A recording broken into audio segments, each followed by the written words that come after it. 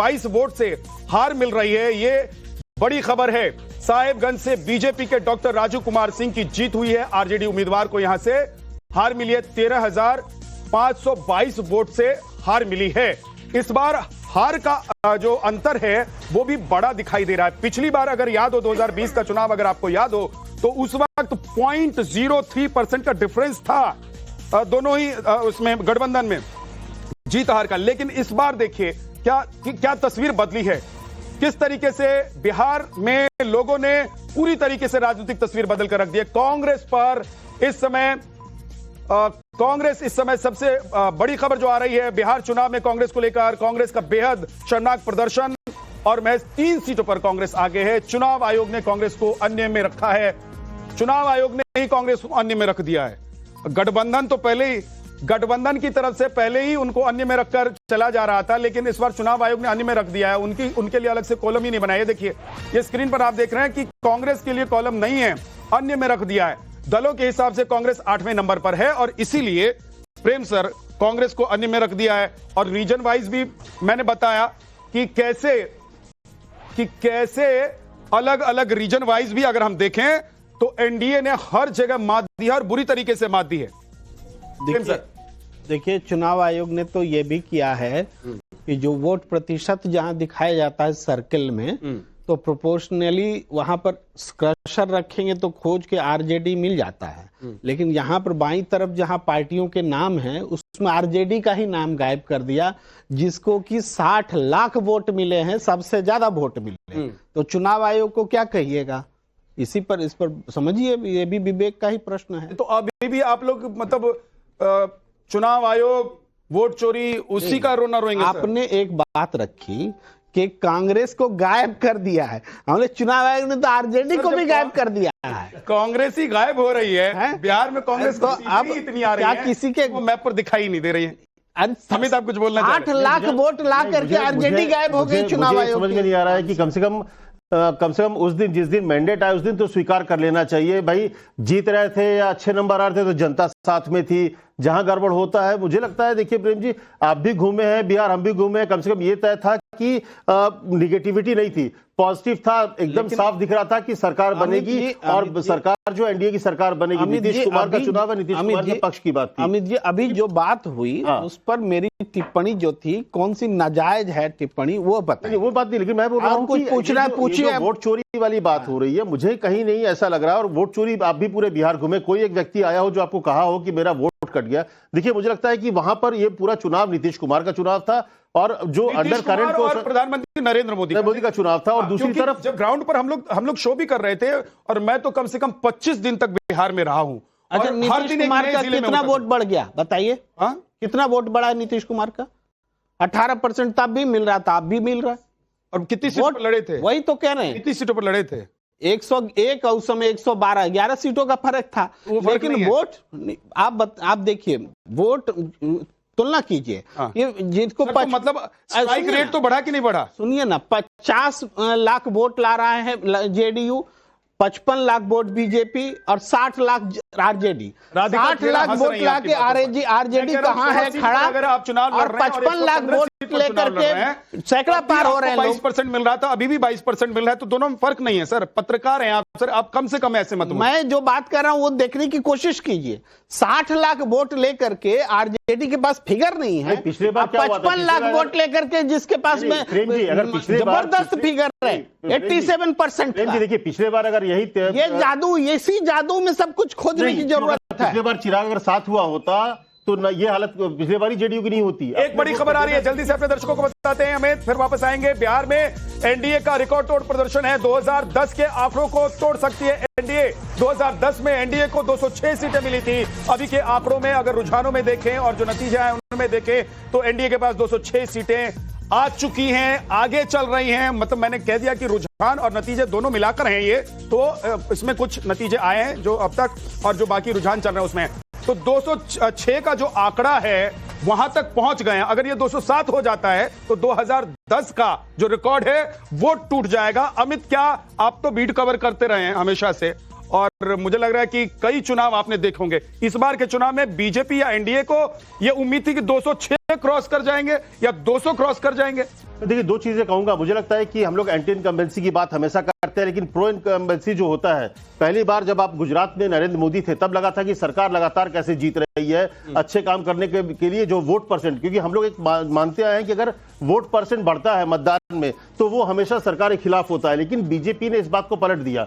हमेशा जहां जहां बीजेपी की सरकारें रही वहां लंबे वक्त तक बीजेपी सरकार रही और वोट परसेंट बढ़ा है। लेकिन इस बार अगर देखिए तो चुनाव में जो जातीय समीकरण था वो भी बीजेपी और एनडीए के पक्ष में था, क्योंकि जो कम से कम 6% जो पासवान वोट था वो इनके साथ जुड़ गया था, जिसका नुकसान पिछले बार हुआ था। तो जातीय समीकरण भी इनके पक्ष में था और नीतीश और मोदी का। और देखिए 2020 और 2025 के चुनाव में जो बेसिक फर्क है ये है कि 2020 में नीतीश को लेकर नाराजगी थी, लेकिन इस बार कोई नाराजगी नहीं थी। आप भी घूमे हैं, मैं भी घूमा हूं, कोई नाराजगी नहीं थी। डबल इंजन की सरकार पर लोगों को भरोसा था। और दूसरी बात, जो हर घर से नौकरी की बात तेजस्वी ने की, उसका ब्लूप्रिंट उनके पास नहीं था।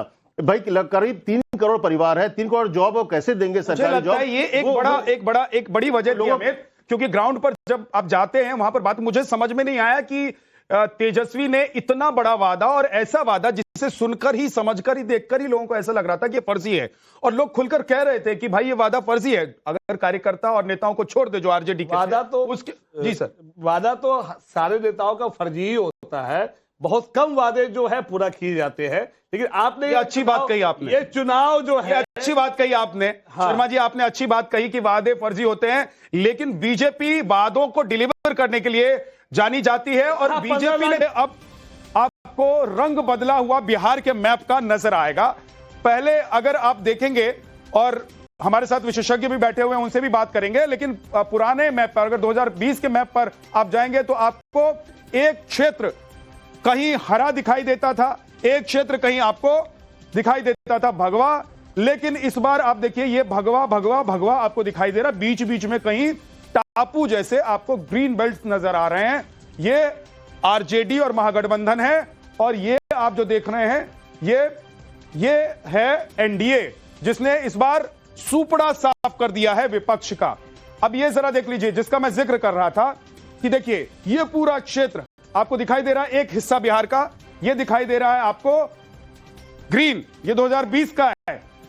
और कहीं कहीं आपको इधर देखिए, इधर ये दूसरी तरफ कहीं आपको भगवा दिखाई दे रहा है, उसके बीच में कहीं कहीं हरा दिखाई दे रहा है।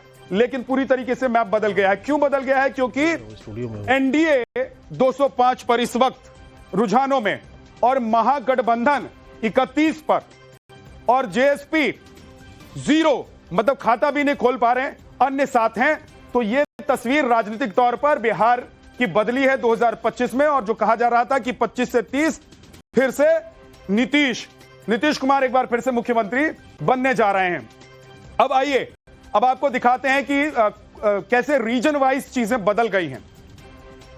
ये अंग क्षेत्र है, ये बिहार का अंग क्षेत्र। यहां पर देखिए एनडीए 21 सीटों पर आगे है, या रुझान और नतीजों में महागठबंधन को सिर्फ इस क्षेत्र से 2 सीटें जा रही हैं। जेएसपी का खाता नहीं खुल रहा है, अन्य का खाता भी यहां पर बंद है। अगला रीजन दिखाइए, ये अंग में पहले 2020 का भी थोड़ा सा बता देता हूं। यहां पर 2020 में अंग का एक बार फिर से दिखाइए। 2020 में, हाँ ये देखिए 2020 में यहां पर एनडीए के पास 16 सीटें थी, इस बार 21 सीटें हैं। और महागठबंधन के पास 6 सीटें थी, 2 सीटें सिर्फ बची हुई हैं, और अन्य के खाते में 1 सीट थी, वो 0 हो गई हैं। अगला भोजपुर, जरा दिखाइए, अगला मैप निकालिए। रीजन वाइज हम आपको बता रहे हैं ताकि आप थोड़ा समझ पाएं कि अलग अलग रीजन में पार्टियों ने कैसा और गठबंधन ने कैसा परफॉर्म किया है। ये 2020 में, सबसे पहले भोजपुर 2020 में अगर देखें तो एनडीए के पास 11 सीटें, महागठबंधन के पास 39 सीटें थी, और अन्य के खाते में 1 सीटें थी। लेकिन ये कैसे बदल गया है, अब देखिए, महागठबंधन के पास 39 सीट थी, लेकिन इस बार एनडीए के पास 43 सीट। ये महागठबंधन को कैसे पीछे धकेल कर भोजपुर क्षेत्र में बीजेपी ने बड़ी बढ़त हासिल की है। महागठबंधन के पास सिर्फ 8 सीटें, अन्य के खाते में 1, और जेएसपी के पास 0।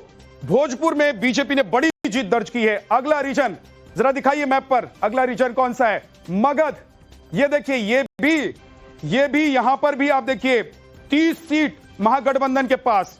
मगध का एक खास तौर से अगर रीजन, इस रीजन में अगर एक इलाका कहें तो वहां पर हमेशा दबदबा आरजेडी का रहा है, लेकिन इस बार यहां से भी सुपड़ा साफ होता हुआ नजर आ रहा है। कहां तो 30 पर थे और अब आ गए हैं 12 पर। ठीक इसी तरीके से एनडीए ने इस इलाके में भी कैसे घुसपैठ की है। 22 से 40 सीट पर एनडीए इस क्षेत्र में, इस रीजन में। आइए अब मिथिलांचल आपको लेकर चलते हैं। मिथिलांचल में क्या हुआ है, जिसको मिथिला के नाम से भी आप जानते हैं। यहां पर एनडीए के पास 30 सीट थी 2020 में, यहां पर बीजेपी का कब्जा रहा है और महागठबंधन के पास 13। लेकिन इस बार क्या हो गया है, प्लस ऐड कर लिया है, 7 सीटें एनडीए को ज्यादा इस बार मिलती हुई दिखाई दे रही हैं और महागठबंधन को 6 सीट। पिछली बार महागठबंधन को 13 सीटें थी यहां पर, अन्य के खाते में 0, जेएसपी के पास 0, जेएसपी के पास 0। अब सीमांचल, ये वो इलाका है, ये वो रीजन है जहां पर मुस्लिम आबादी ज्यादा है, बांग्लादेश से लगा हुआ इलाका है और यही वो इलाका है जहां पर असदुद्दीन ओवैसी उतरकर सबसे ज्यादा ताल ठोक रहे थे। यहां पर क्या हुआ है, एनडीए 2020 में यहां पर 12 सीटों पर काबिज थी, लेकिन इस बार एड ऑन किया है। इस क्षेत्र में भी बीजेपी ने एड ऑन किया है और एनडीए ने 15 सीट पर इस बार एनडीए है। महागठबंधन के पास सिर्फ 3 सीट है, पिछली बार महागठबंधन के पास 7 सीटें थी, अन्य के पास 5 और इस बार अन्य के पास, इसमें ओवैसी की भी सीटें हैं। तिरहुत, आइए तिरहुत में क्या है, ये तिरहुत रीजन में इस बार क्या तस्वीर बदली है या 2020 जैसी है? नहीं, तस्वीर बदली है। यहां पर भी 2020 में एनडीए के पास 31 सीट थी, इस बार एनडीए के पास 48 सीट है, महागठबंधन के पास इस बार 1 सीट है, पिछली बार 18 सीटें थी, यानी कि 17 सीटों का नुकसान महागठबंधन को इस बार। अन्य के खाते में कुछ नहीं और जेएसपी के खाते में कुछ नहीं। तो रीजन वाइज भी आप देख रहे हैं कि एनडीए ने जबरदस्त हर इलाके में सेंध लगाई है और न सिर्फ एनडीए ने सेंध लगाया बल्कि सुपड़ा साफ कर दिया है। जहां पर भी